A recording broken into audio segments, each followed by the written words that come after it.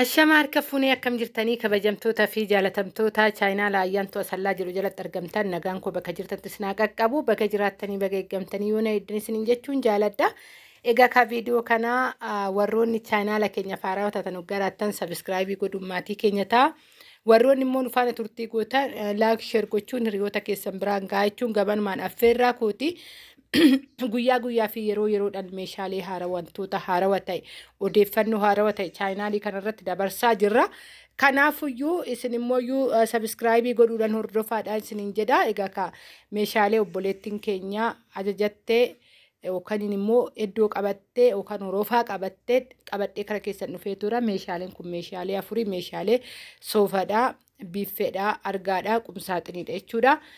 Meeshaalee afranii kuni meeqa akka fixellee isiniifan barreessaa ijoollee yeroo baay'ee gatii isaa nu barreessi gatii isaa nu himaa gatii isaa himaa jettanii haga dhumaa viidiyoon dhaggeeffatan nama muraasa haga dhumaa viidiyoo kan dhaggeeffatu fakkeenyaaf amma viidiyoo yeroo tokko hojjedhe gubbaatti hunda isaatti tokko tokkoon hime gatiin isaa hoo jedhee nama barreessatu jira isiniin jechuun jaaladha. Kanaafuyyuu obsaan viidiyoon tun nu fayyaddi hoo ittan ta'e obsaan dhaggeeffadhaa isiniin jechuun jaaladha. Hordoftoota chaayinaala ayyaantu asallaa egaa akkaanumaan immoo ijoolleen baay'een bakkoota adda addaa waan hin deemne seetanii too bakka kanaa hin danda'ama jettanillee ni jirtu.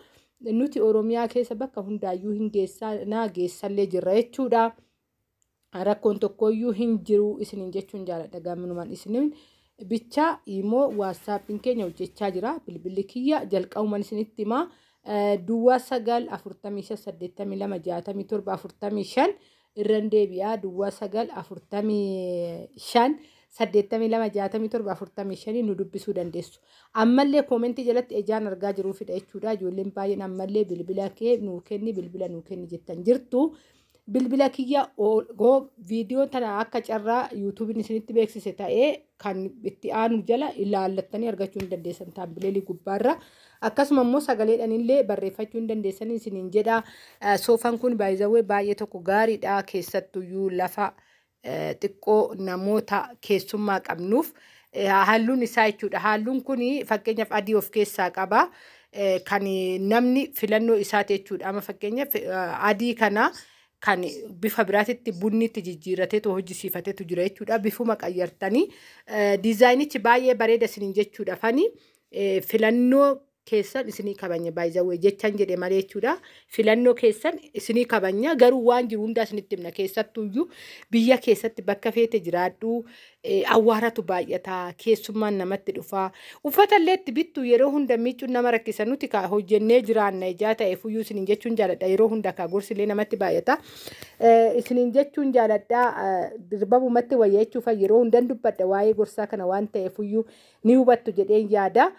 Soofaan kanaadha isiniin jedha itti aanan immoo algaa fi biffeedha akka argaa jirtan biffeen kun baay'ee bareeda. Baay'ee asumaan algaa kana namoonni baay'een xalabattanii jirtan. Dhugaa akka asirra jiru kanaa miti kana caalaa bareedetoo baatoo jira.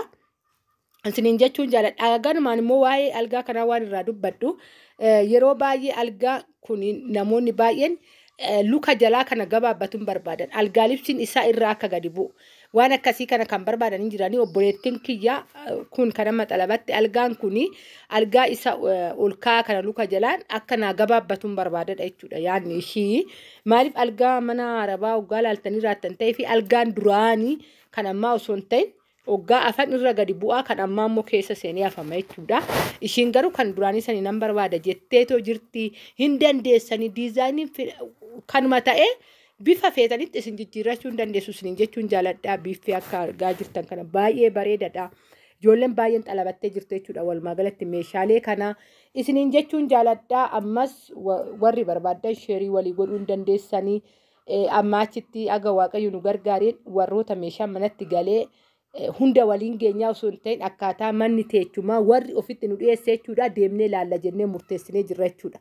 Meeshaalee galchuu qofa osoo hin ta'in tiraanispoortuma keenyan dhaqnee erga meeshaan galee tureen booda akkaataa meeshaa sun itti taa'ee fi ni ilaalla jennee abbaa manaa keenya wajjin murteeffannee tooteenyee jirra. Kana yoon jedhu immoo humnaan mana abbaa sanii dhaqnaa osoo hin taane warroonni nu ofitti nu makan warroonni nu nutti dhiyaatan yoon jedhu kana firummaa biyyummaa yookaan naannummaa osoo hin ta'in jiraa miti namni amma meeshaa galchine kan haga ammaa nuu bilbilan jiru jechuudha warroota kana ayyamamaa hin taane dhufnee ilaallallee hoo jedhan amma fakkeenyaaf namoonni tokko tariitii mana kiraatti ijoollee jalaa washaqanii teechisuu danda'u tarii akkaataa teechumaa wanni jechuu danda'a kana murteessinee mari'annee jirra warroota akkanatti nutti dhiyaatan ka irran deebi'u ka nutti dhiyaatan waan jedhu isiniif dubbadheetoo jira lama irran deebi'u waan akkasiisan deemnee ilaalla jennee murteessineetoo jirra isiniin.